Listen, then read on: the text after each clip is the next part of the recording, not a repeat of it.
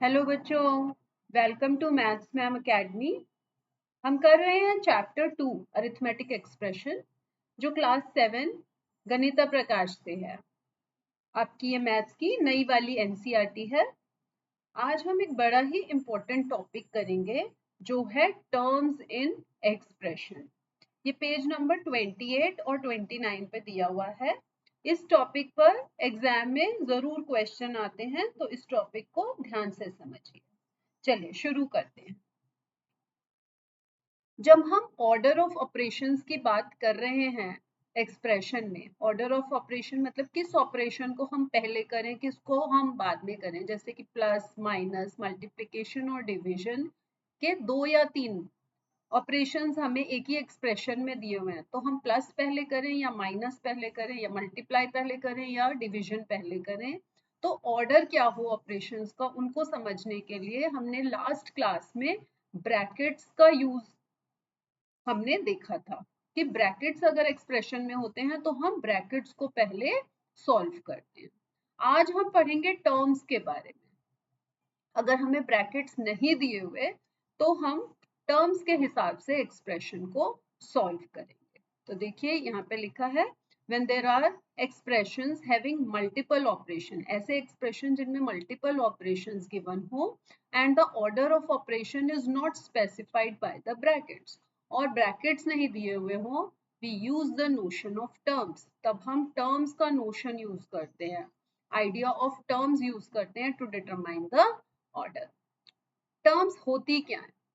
Very important. Terms are the parts of an expression separated by a plus sign. तो terms हैं ऐसे टुकड़े expression के जिनके बीच में plus sign होता है। For example, in 12 plus 7, अगर ये expression हमें दिया हुआ है 12 plus 7, तो इसके दो टुकड़े अगर हम करें तो एक बन जाएगा 12 जो कि टर्म 1 होगी, और एक बन जाएगा 7 जो कि टर्म 2 होगी, और दोनों के बीच में प्लस का साइन रहेगा। तो always there is a plus sign in between the terms when the expressions are formed. We will keep marking each term of an expression as above.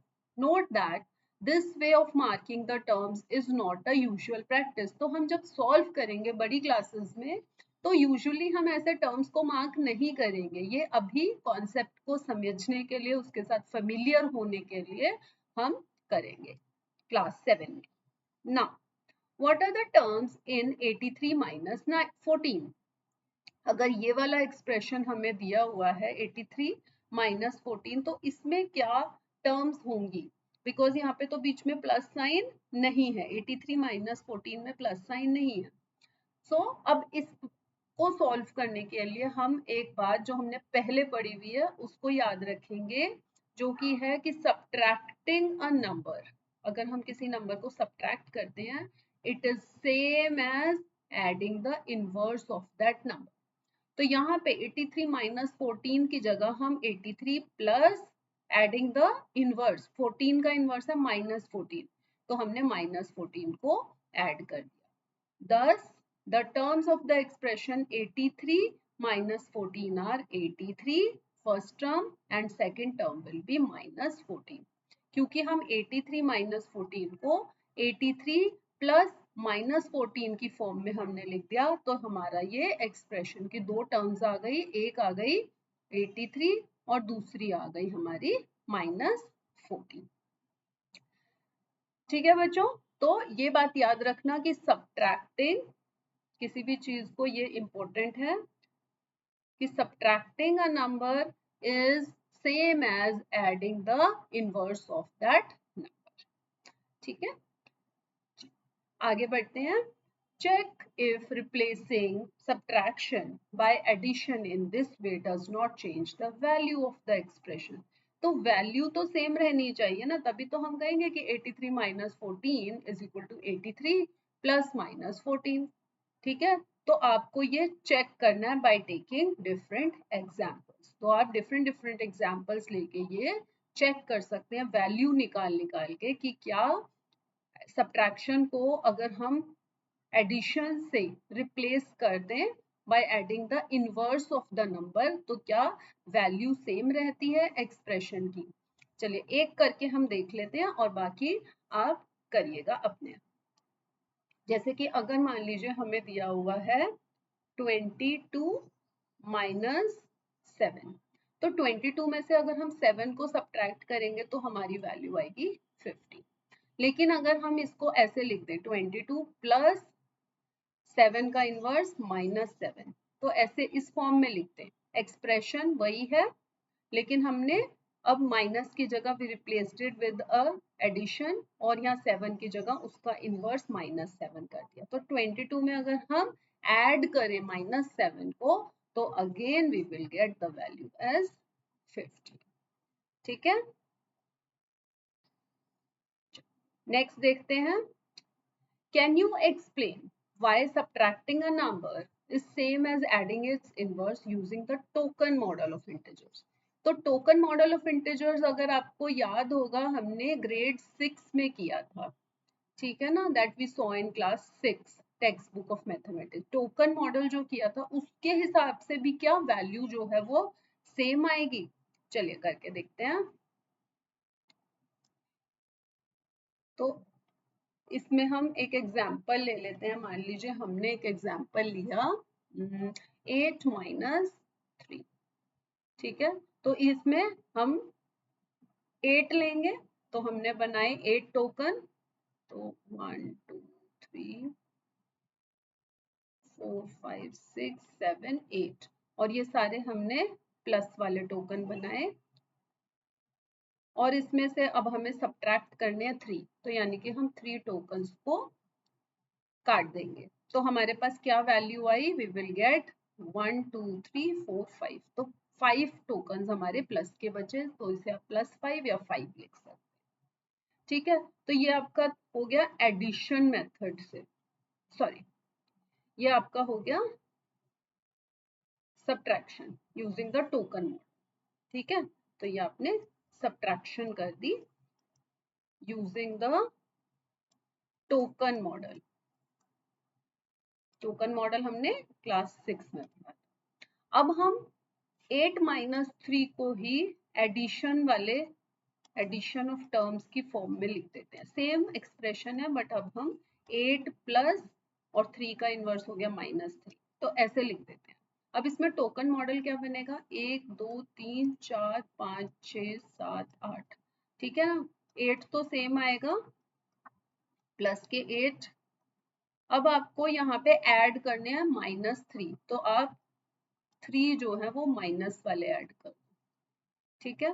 तो अब आप देखोगे यहाँ पे बच्चों एडिशन में हमारे plus minus plus minus plus minus ऐसे 3 पेयर बन गए जिनको हम जीरो पेयर बोलते हैं, क्योंकि एक प्लस एक माइनस कट के 0 बन जाएगा and we are left with 1 2 3 4 5। Again the value comes out to be +5 या जिसको हम सिंपली 5 लिख सकते हैं। तो देखेंगे जब हमने सब्ट्रैक्ट किया तब भी हमारी वैल्यू 5 आई थी और अब हमने ऐड किया तब भी, तो इसका मतलब 8 माइनस 3 और 8 प्लस -3 दोनों की वैल्यू सेम है। तो हम सब्ट्रैक्शन अगर कुछ है तो हम उसको पलट के हम लिख सकते हैं, it is the same as addition of the inverse. ठीक है, तो ये क्वेश्चन हमने कर लिया। आप और एग्जाम्पल लेके भी इसको टोकन मॉडल ऑफ इंटीजर्स को देख सकते हैं, कर सकते हैं और मुझे कमेंट में लिख के बताइए क्या आपका आंसर दोनों तरीके से वैल्यू जो है वो सेम आ रही है या कुछ कंफ्यूजन है, तो डू लेट मी नो। आगे बढ़ते हैं। All subtractions in an expression are converted to addition in this manner to identify the terms। तो टर्म्स निकालने के लिए सारी सब्ट्रैक्शन को हम इसी मेथड से प्लस करके और addition of the inverse of the number करके हम टर्म्स को निकाल लेते हैं। कुछ एग्जांपल्स देखते हैं बच्चों, क्योंकि इस टाइप के क्वेश्चन आते हैं कि आपको एक्सप्रेशन दिया हुआ होता है और बोलते हैं कि टर्म्स आप बताइए।